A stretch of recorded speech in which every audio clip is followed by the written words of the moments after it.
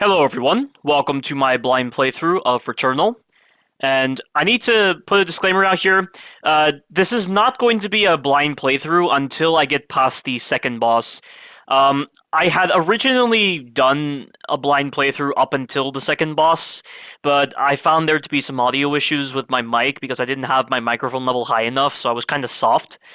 And I therefore had to delete my save data, which it doesn't really matter because every time you die or you close this game, it resets your progress and you keep some permanent upgrades. It's not that big of a deal. So, without further ado, let's continue this game. Now, I will admit, guys, I had some pretty skeptical thoughts about Returnal, but it's actually a really fun game. I really enjoy it. But there's not much I really need to discuss about this first area, because this whole area was already covered by Game Informer. But the main gist of it is, you notice I'm running very fast, so I can press L3 to move very fast. Obviously X is jump, circle is to dodge. Dodging, if you tap circle, you'll do a little slow dodge like that, but if you hold the button, you will actually go a longer distance. That's the distance you cover. And now we have this, so if you hold L2 halfway, you'll do the standard aiming, but when you hold it all the way, you'll access your special ability. This is the healing item of this game called Sulfium. There are actual medical containers you can get that contain Sulfium, but for this one, it's just a consumable the moment you pick it up. And now we have the combat right here.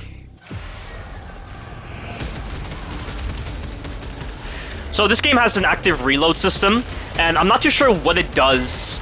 I know in most games, active reloads allow you to reload your gun faster and also deal more damage, but I'm not really noticing a difference in my damage when I'm doing the active reload. And then you have that little bar at the bottom of the enemy's health that indicates they're in a stun animation. So once you fill it up, they will go into a stun animation. It's not going to be the same case with every single enemy on this game, from what I've noticed. Certain enemies don't really adhere to this property, but shouldn't be too much of a big deal. So at the moment, we only have a sidearm. And I've been doing most of this game with just the sidearm, because when you die or you just close this game entirely, you lose your weapons and you start with a sidearm again. And it's the one roguelike element of this game that I really don't appreciate, because it almost destroys any incentive to partake in the side activities. And you know, the side activities are a big part of RPG games, but the roguelike elements kind of clash with the RPG aspects of this game, and it makes you not want to engage with what's happening right now. That's the one issue I'm having. And also, the runbacks on this game, compared to the Souls games, are even worse. Because, as I had mentioned, they just delete all your progress, and you do keep permanent upgrades, but the rest of your stuff, that makes up a vast majority of the things you're collecting. So really, it just feels like you're back to nothing whenever you decide to die or whenever you have to close the application. And because you lose your weapons, it's almost forcing you to play the game. Oh, shoot. That's not where you're supposed to drop. Oh, that's another problem I have with this game as well. Why does it put you right near the edge? It's so easy to run off and fail. It's so stupid that it works like that. It should put you further away from the edge or put you somewhere else, not directly next to the edge. That just seems silly to me. At least we'll make use of this healing item. Healing items are very limited on this game. You can only get them from certain areas. And obviously they'll respawn whenever you die, or when you actually restart the game. I'm not going to mess around with these enemies because this is what I did in my blind playthrough. Not too sure what that is. But when you delete your save data and you're starting from a fresh new game, you're not going to encounter any of the changes in the environment. The environment is exactly the same on your first playthrough. When you die or close the application, the environments will change up. And while there may be some people that like this design, I just don't like it really. It makes the runbacks tedious, and it makes boss fights just not feel deserving at all. Kind of destroys the whole incentive to partake in a lot of the side activities and also fight the bosses. Here's the first boss right here. Now this guy, he has a couple of delayed attacks. And then he also has some very fast ones. This one's delayed right here. That's fast. You gotta understand the differences in his startup frames if you want to understand how to dodge this guy. But he generally does the fast attack when you're relatively close to him, or after the longer attack. That's a little delayed.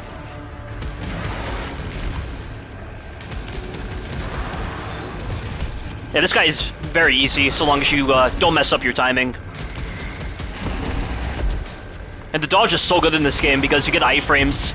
That being said, though, during the second boss fight, that's really where the dodge can be a bit of a hindrance, because it's hard to control how far you go sometimes, even with the binary system involved with the dodge. We have the ability to tap or hold circle to change up your distance a little bit. Barely dispatched. And we move on. You see the little rectangle on the map? That means this is on the main path. This doorway here is part of the main path. You'll want to take these doors most of the time if you want to progress with the story. And then the triangles on the map, the big triangles, represent side areas. This right here is your alternative fire. So you always start off with the tracker swarm, but when you die, you get a different special weapon entirely. This will be useful. You can also find alternative fires throughout the environment, and this right here is one of the new weapons you can get.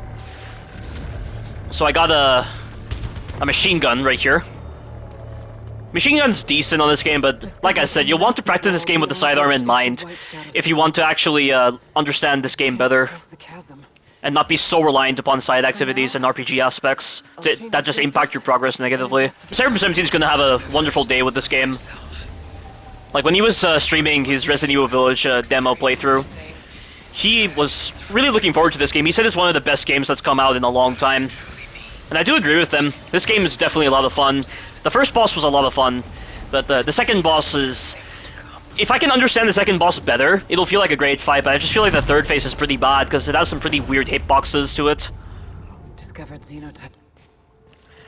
But you can now teleport, thanks to that translocator we picked up from that corpse. I'm not too sure where to go again. Oh, you can use this here. So you want to follow the orange on your map to know exactly where you're supposed to go. Point-to-point teleportation.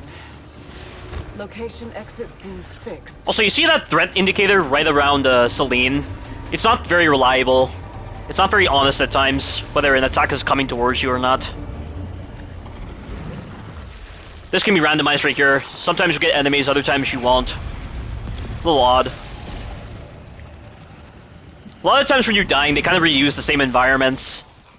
The same rooms, I should be saying, and that was a very bad move just then. I don't know why I jumped. That was stupid. I haven't found a lot of uses with the scanning on this game. Scanning is to follow the main path, definitely.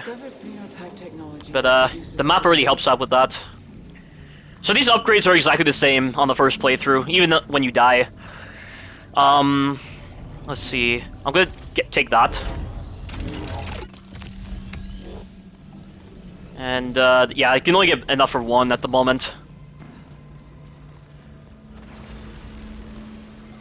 This right here, you can scan these obelisks if you have a high enough level on your language translation. This right here is the fast travel. Kind of pointless when you die, because the game disables the connections between the teleporters, because obviously the teleporters are gone, depending on the rooms you get. So, why this is here, I don't know. Because you're going to be dying most of the time in your first playthrough, and then once you do actually get a handle on the game, you're not going to be dying that much. So really, a lot of the designs put in place for this game just feel kind of redundant and don't really serve a lot of a purpose. They're just there just because. That enemy is very dangerous. That right there, that enemy just then, it's very dangerous. Until we get the sword, that enemy is one of the most dangerous enemy types in the game, because it's homing projectiles. They are on you constantly, and there's so many of them. And I think this is a boss fight, but you need a specific key in order to actually get through this door. And do not mess with those enemies, those flying enemies. One of the most annoying enemy types in the game, because they have incredible range on their melee attacks. You gotta run like hell if you want to get away from these enemies. And just use the dodge as much as you can. Yeah, I'm going the wrong way, because I didn't get the key. But as long as I don't die, I should be fine. That's a shotgun. I don't really like the shotgun on this game. Stick with the long-range weapons like the sidearms or the machine guns. That's unnecessary.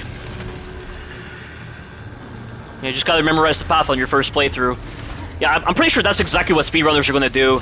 Speedrunners are always going to delete their save file in case they mess up a run to actually get a consistent pattern.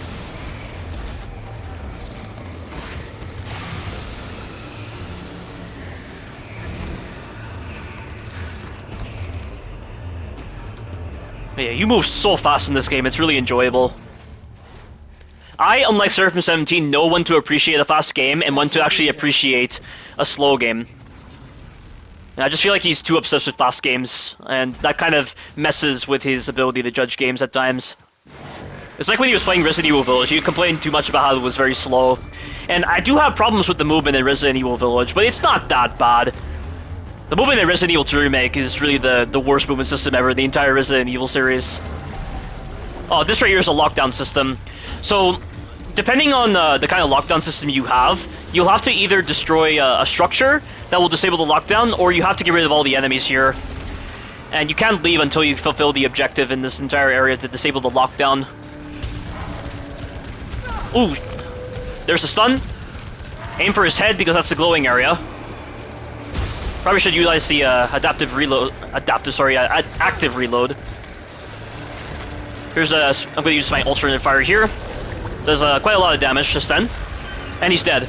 So at least have the machine gun to deal with that guy, but with the sidearm it's a little bit harder to deal with that guy. And this enemy is no problem. It's very predictable in what he does, so long as you're far enough away. That, and you don't mistime your dodge, because he can be very deceptive at times with the length of his attacks.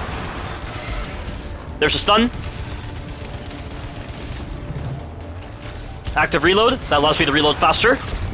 There we go. Maybe it affects your loot as well. Maybe the active reload, if you kill an enemy while you're in the active reload stance, you'll probably get better loot. Like, I just wish the game would be clear as to what I'm doing with the loot. Okay, I think this is the sword that you get? No, this is the Crimson Gateway. I don't know when you get the sword. Oh no, you get the sword right here. Okay. There's the Atropian Blade, so we can cut through these kind of barriers. This enemy will drop a weapon. So I have Blast Shell equipped. Huh. How did I swap weapons? Did I accidentally pick up a weapon? Maybe that's what happened. So you can kind of think of this game as the challenge dungeons from Bloodborne. And in a sense, Bloodborne's challenge dungeons were really fun, but this game, because they're actually utilizing the kind of format with the challenge dungeons where it's randomized depending on the chalice that you use, and they're using that as kind of the main structure of the game, and you're having to use that to get back to bosses, I just think it doesn't lead you to appreciate this design that well. And you're just running through a lot of areas, not participating in the game, which I've already specified earlier in this video. And I think it's a big fault of the game. And it's the one aspect I don't like about this game. But I think for the most part, this game is a lot of fun. And I say for the most part, because I haven't played through this full game. And also, on this game, there are 2 endings that you can get, apparently, depending on if you fully visited the house or not. Just gotta keep running. Ooh, wow, that's a hard knockdown. If you get hit while you're in the air, it's a hard knockdown. And I should be using the teleporters. I don't know why I'm not doing that. But gotta go there.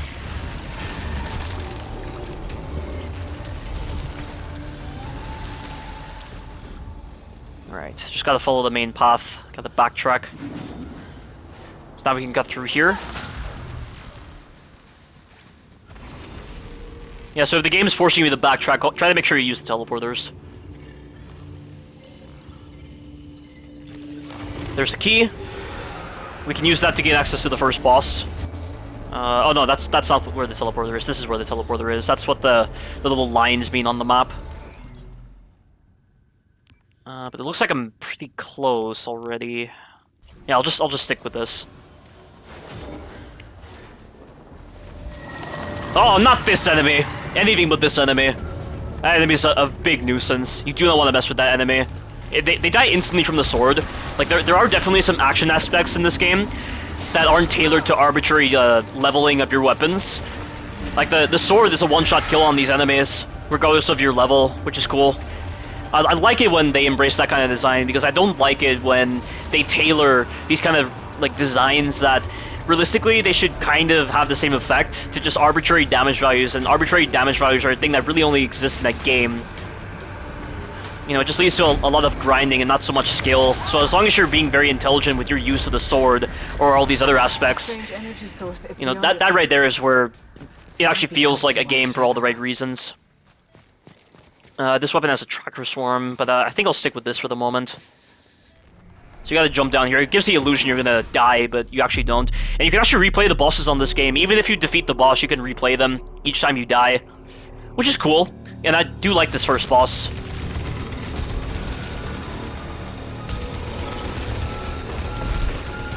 Gotta get used to the active reload. Whoa. Yeah, that guy, he fires in your path, not directly at you. So you can use your direction to influence what direction he fires.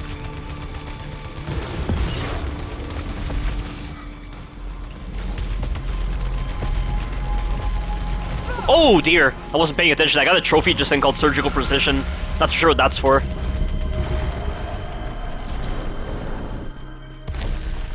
I'm very close to death. If I die, it's fine. Because I think this is a boss that's worth replaying.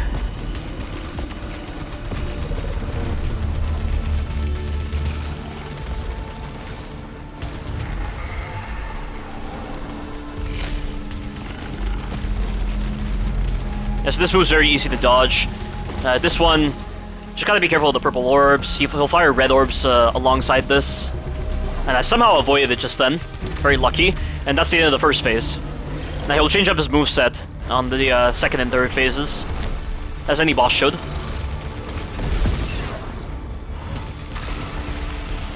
Yeah, so he always follows up the purple orbs with the laser. Okay, this is a melee attack right here, so you gotta dodge away. You have to dodge away so you don't get hit by the circular laser just then. That was a big mistake. Almost died just then. Oh! Ah, god damn it, I thought he was doing a different move. Completely forgot about that. On the third phase, he actually does that move twice. He does it twice in a row with that laser move. This is nothing important right here.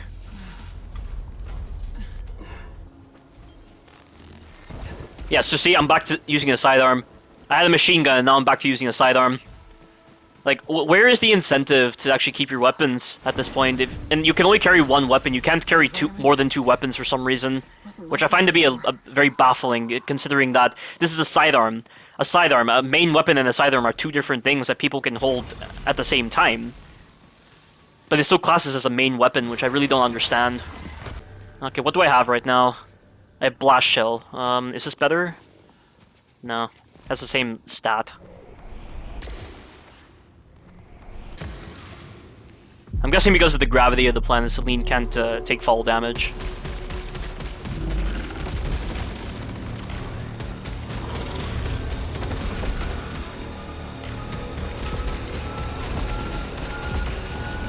You have 12 shots on your sidearm.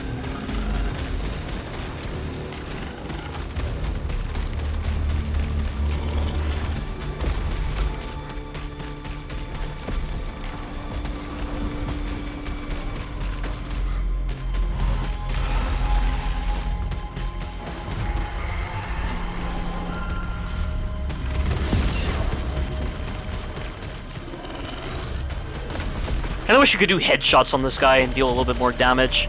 You can't do that.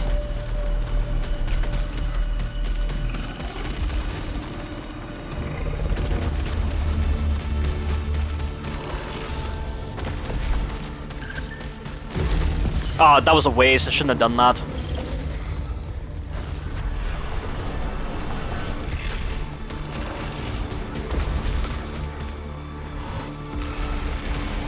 Oh, nice. Nice to see you can strafe that, rather than having to dodge it. I was adjusting my headset when that happened. There's a melee attack. Gotta dodge away.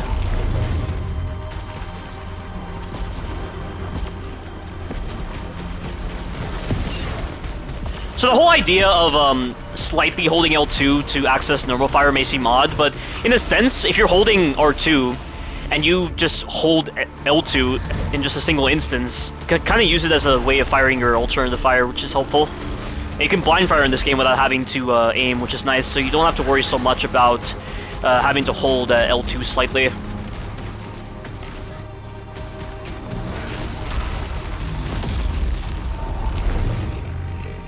Same move? Yeah, same move. Okay, so there is a pattern to this guy, which is helpful.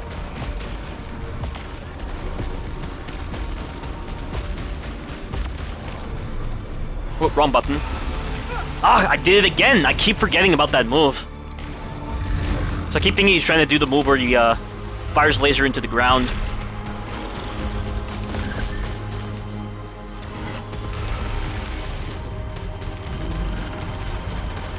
There we go, that's the end of this phase. Now for the third phase, which is the hardest, obviously. Oh! That's gonna be 2 hits with the melee. Yeah.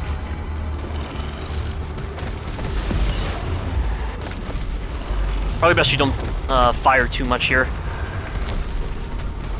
Melee.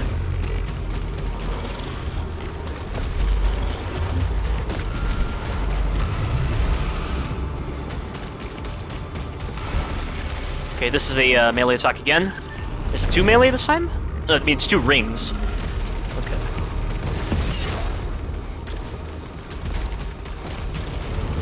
Yeah, you need to have a lot more mobility by not firing.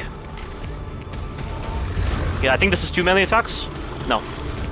Not sure when he does 2 melee attacks at this, in a row. Whoa. Okay, this is 2 lasers, so you gotta be ready. Yep, see? I failed. I have so much trouble dodging that movement, I don't know why. It's a lot more delayed than you think. This is the 2... No, never mind. When does he do it?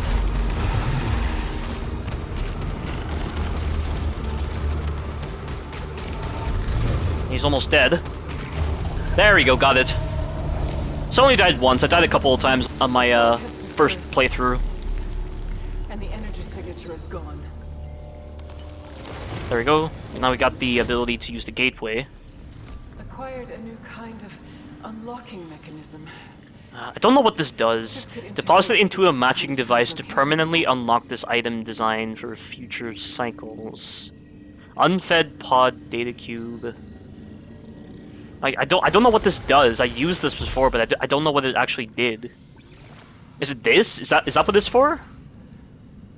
A xenotech device that can make new items available. Maybe that's what it did. Maybe this is what happened on my first playthrough.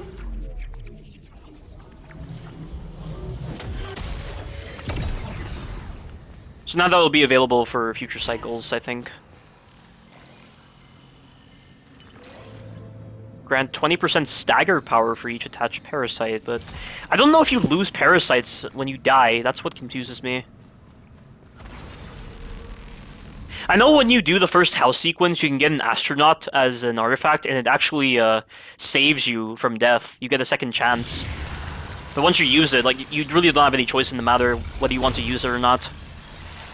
You're kind of forced to use it, which is a little counterproductive to the whole point of the mechanic. No, definitely want to get those turrets out of the way. They're the ones that can hit you a lot.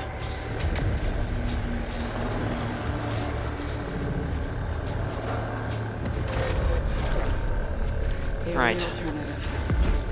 I'll need to explore Now this is a run back you're going to have to see every time you want to fight the second boss. You have to go from that forest area through the gateway, and at some point you'll unlock another gateway in this area that will always take you to the second boss. But that's not for a while. And the gauntlet for this whole entire area is very, very insane. And we always get this Sophium vial, by the way.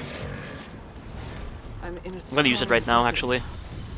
Detecting another strange energy from a mountain. I question how long this game is. Ascending towards destination. This is probably gonna be a thrill for speedrunners, I imagine. Because, I mean, the Souls games were a thrill for speedrunning. I mean, look at, like, someone beating Bloodborne in about, like, 30 minutes. Based on the kind of exploits that they found for getting out of the map. And I imagine this game will probably have something like that.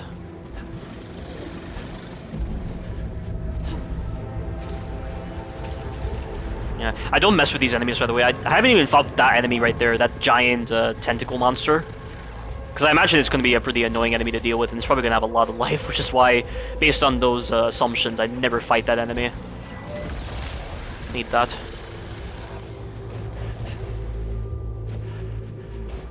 It's nice that I'm actually making progress compared to my blind playthrough, but once I get past the second boss, that's really where the blind playthrough begins, because I have no idea what I'm expecting.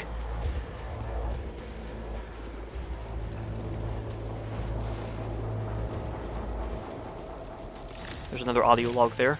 It might be the oppressive heat, but I keep catching myself glancing over my shoulder, only to find shadows and the astronaut staring back. Yeah, so that right there is a purple item. Purple items have something called Malignant, and they will give you a negative effect as a random chance. So either you get a positive effect, or you will get a negative effect. I never really deal with it. I just kind of go through the game, because like I said, the incentive they give you for trying to indulge in the side activities just isn't much with the way they've designed the checkpoints on this game, and with the way they've designed the whole death cycle system.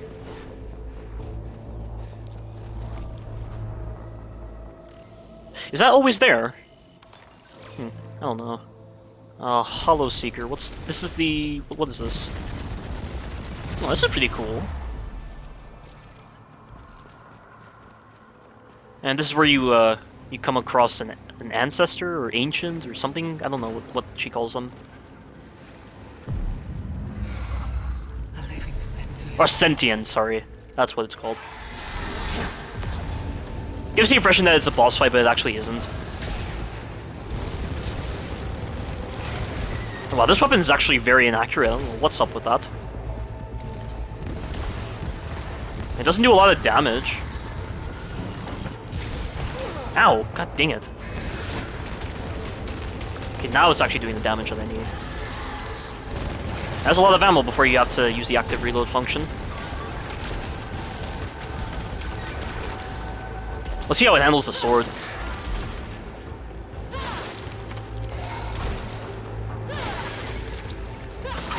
Oh, that's very helpful.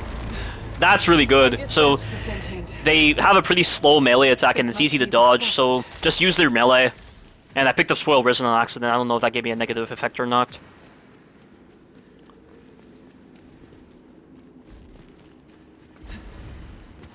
Use that healing item right there. I don't think we can destroy these traps, by the way.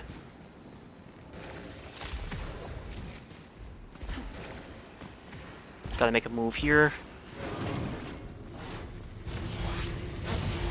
Careful of these traps. I know why they became Can I frame through those traps, by the way? divine punishment for failing ascension. Ascension. No sooner has the word escaped my lips than a vast image of the transcendent watcher in the deep below consumes my mind. So you can see right here, the past Celine is growing more insane based on how long she's on this planet. I alone am worthy. She's becoming like something else entirely. What happened to her? That is not me.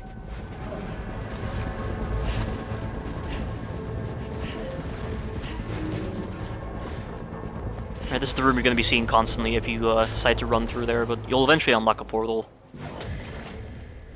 Oh!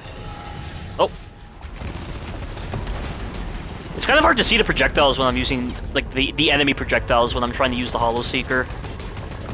And I died. God damn it. Didn't even see that enemy. So now I have to run back. Should've just stuck with the sidearm. Not a big fan of the Hollow Seeker right now. I've never used that weapon in my original playthrough, and that's the thing you can get. It's random what it gives you. 25% chance to retain a key on use? Oh, you mean like, I can use a key, but then there's a 25% chance I'll actually keep the key rather than just using it up completely? It's interesting. It's very odd. I've never heard of a game tying a quest item like a key into a percentage-based system that you normally see with RPG games and roguelike games. It's such an alien concept for me to tailor such key items like that to such a system. I don't know why I'm wasting time with that. I should just stick with the sidearm. But whenever you need to get back to the Crimson Ruins, you should go through the doors that have the rectangle and the circle above them. Not doing the best at... oh, I fell. That's an optional area. So I can get some optional stuff right here. I think this stuff increases your attack power, but... Or is that the currency? Because whenever you're walking over these objects, it should say in the bottom left, like, attack power up, but it's not doing that right now, so I think that's the currency. Also, these enemies die in one hit from the sword, which I like. Basic enemy, like, that's how you reward progression in a game. You know, this game doesn't embrace the RPG aspect too much with this kind of design. These enemies always die instantly from the sword, these basic enemies. That's the whole point of them being basic enemies. You know, you don't want to waste time going back through a basic area just to get back to a boss. And that's the problem with a lot of these runbacks. I don't know why developers... I mean, there are certain runbacks that can be very tolerable if it's not so much of a big deal or you unlock shortcuts, but with the way the environments change, every time you die in this game, the runbacks just feel like a little too much. And I just feel like at times it just leads you to fatigue, and I was feeling kind of fatigued when I was dying so many times to the second boss. And some people might say, oh, that's part of the whole challenge aspect, you know, if you get bored, that's part of the whole challenge aspect, but that's not what gaming is about. Like, difficulty is actually making sure that you're not being punished for some stupid reasons. I mean, when you look at, like, Salazar from Resident Evil 4, Salazar had way too much life, and it just... The whole incentive to actually save up on your ammunition, and the rewards you got for actually saving up on your ammunition, was rendered, like, fruitless, because Salazar has way too much life, and I can totally understand why people use the rocket launcher against him. But that's not how you reward partaking in a game or actually making sure you're saving up on your ammunition to benefit the difficulty aspect of the game. You know, just like that, the runbacks in these kind of games, you know, they take away a lot of the incentive to actually fight the bosses or actually partaking in a lot of the side activities. And when you have to compromise other aspects like that by introducing this kind of design, you can't bring up the whole idea of difficulty. Difficulty is a concept that only exists in games that don't sacrifice other aspects to benefit that aspect. Like, difficulty only exists if it's not compromising other aspects, but I just feel like with this game, certain aspects of the exploration are compromised because of this archaic design.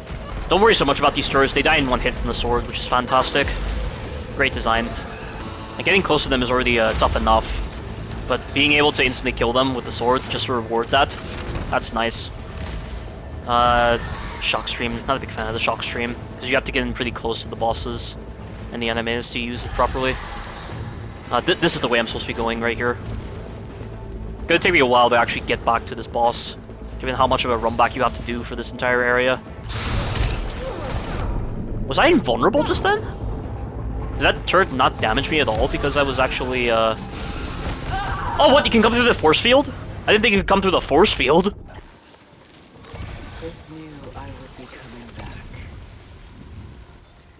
What's this? Enhances reflexes, slows down perception of time. I hate that enemy so much. If you want to get creative with this enemy, you can counter his melee attack with the sword, but it's very hard to pull off. And oftentimes it misses because the sword is very horizontal in its slicing. There's no, like, augmentation of the sword. She just does one single slash. You can't combo with it. Which, it feels like, in this kind of game, you should be able to combo swords, but you can only do one single slash. I guess that's to balance out its damage. Because the sword is pretty much your most damaging tool in this game if you're just running around with the sidearm. These enemies die in one hit, which is nice. Seems to be a bit of tracking on that melee, kind of pulled me into the enemy. But it's very interesting, this whole idea of a desert, and they still kind of designate certain areas on the map. Yet you have all this negative space, which makes it very easy to see where you're going. You don't have all these walls in the way. This run back is going to be such a pain. Look how good the sword is. It's capable of stunning these kind of enemies. I really like the sword on this game. I mean, it's just the animation's a little too slow at times. Please be lucky. Nope, it inflicted damage. So if you press left or right on the D-pad, you'll swap your consumables. You can see in the bottom left, I'm swapping between my consumables. So I have a Sylvium Vial and a Reflex Stimulant. I'm gonna keep the Vial on. You can't turn so much to the left or right when you're jumping. Like, watch. I'm gonna hold left or right when I'm jumping. You don't turn that much, which is so odd. That was close. Oh, shit! Wow. Those ancients are pretty dangerous if you don't get close to them. But I think this is where you gain access to the permanent shortcuts to actually get you back to the second boss. It's right... I finally summited. Oh, no. I think what happens is you have to get over here, and then when you die, and you come back, the teleporter opens at the other end. Or maybe it's when you start the second boss. I don't know. I'm going to start the second boss and I'm going to kill myself, because I don't have the life for this. So I'm not going to fight this boss at this HP. Oh, you need ether. Okay. I didn't realize that. I didn't realize I was using up my ether. It's like, as soon as I get a better understanding as to what each of the consumables do, maybe then I'll understand this game better and actually partake in some of these activities.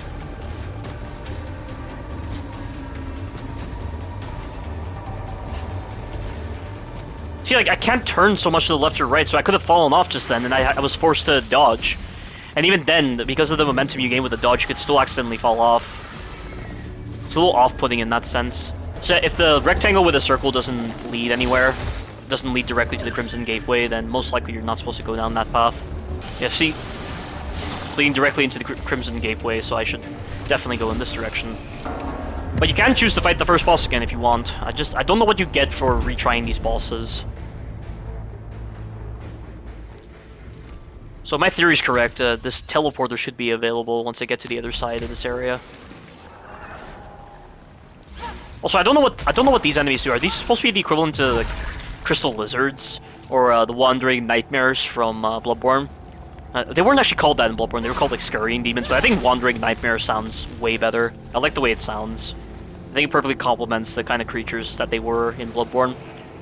Scurrying demon just feels very generic. Wandering nightmare sounds better. Doesn't feel like such a generic name. But I don't know the whole point of those glowing enemies in this game. I don't know if they drop specific resources, because they kind of drop random things. But at times they don't really drop anything substantial, or they don't drop anything at all, so I don't know what the whole point is. Right now, the sprint doesn't feel fast enough. It felt pretty fast when I was first playing this game, but now it's not feeling it like that. And there's a teleporter, see? You can skip all this and get to the second boss quickly. I just don't know what actually triggers that to happen. Is it actually getting up here, or do you have to actually trigger the boss? That's what I don't understand. But you need to defeat Ixion if you want to gain access to the grappling hook.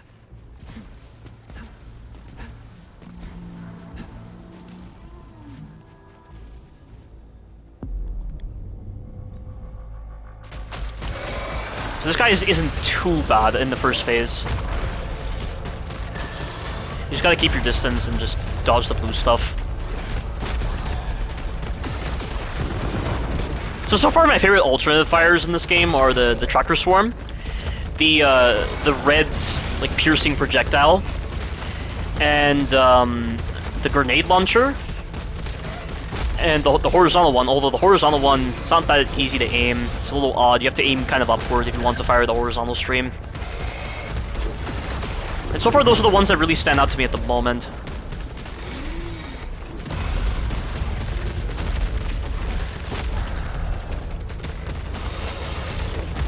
You see right there, I got a different hit marker, so it indicates I'm hitting his weak spot, which is his head. It's kind of hard to hit his head, though, because there's a lot of body parts that he's putting right in front of his head. And the gun isn't that accurate. But you'll notice I'm doing pretty good damage with my sidearm. So you can do some of these early bosses with the sidearm. I mean, I don't know what the third boss is going to be like. I hope it's decent.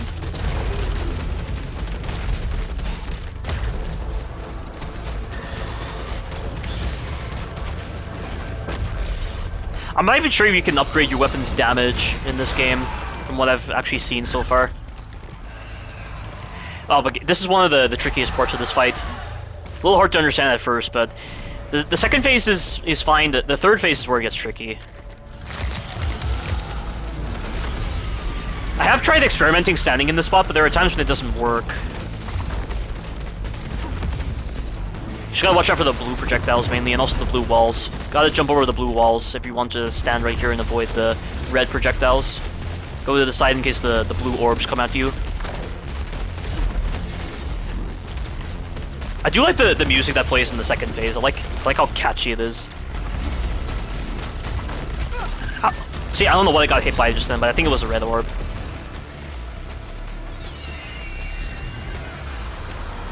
But it's just you're less likely to be hit by red orbs if you stand in that spot. You can dodge through them and just engage in that loop, but I just wanted to find some easier way.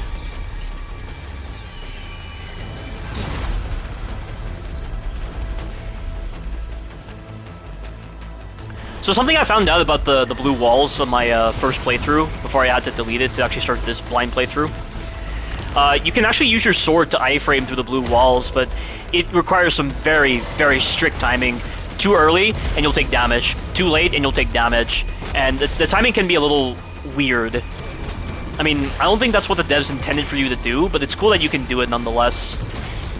Because if you don't want to deal with the forward momentum of the dodge or the jump, you can use that method.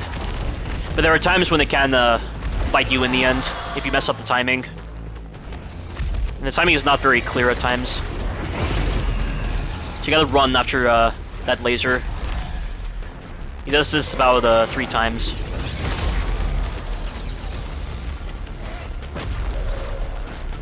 Or 2 times, sorry.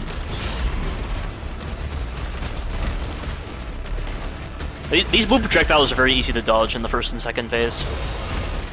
You won't struggle so much with it. I mean, the lingering orange projectiles, if you accidentally move into them, that's a problem. And this right here, this move, he always does this the 3rd time. The 3rd time he decides to come back to this level of the height, he will always do this move. I know that was very confusing, but I'll explain when I get the chance. So he's always going to do the special move right here. He'll either do this one or the other one. He does it in a pattern. Oh, I wasn't paying attention just then. But if he does this one, obviously the next special attack he'll do is going to be the one where he's right there and he starts to fire those projectiles at you.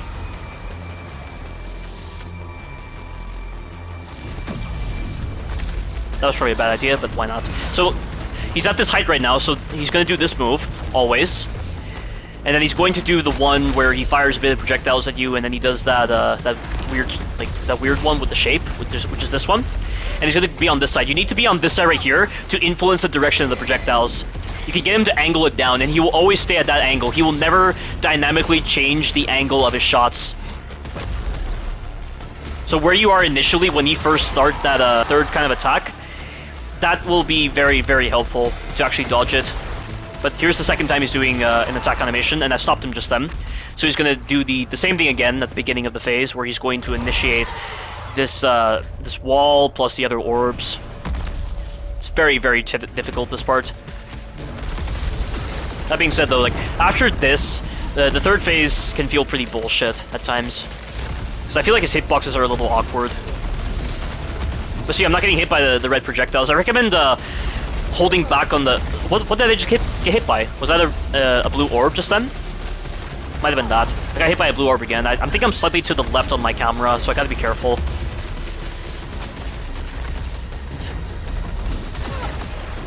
See, what did I just hit by again? I'm so confused. But yeah, this move, like, some of his hitboxes don't feel right. So he's always gonna jump. He's gonna jump again. And you want to jump again. See, I think I got hit by a Cynical, but it didn't look like it hit me. And that was a mistake.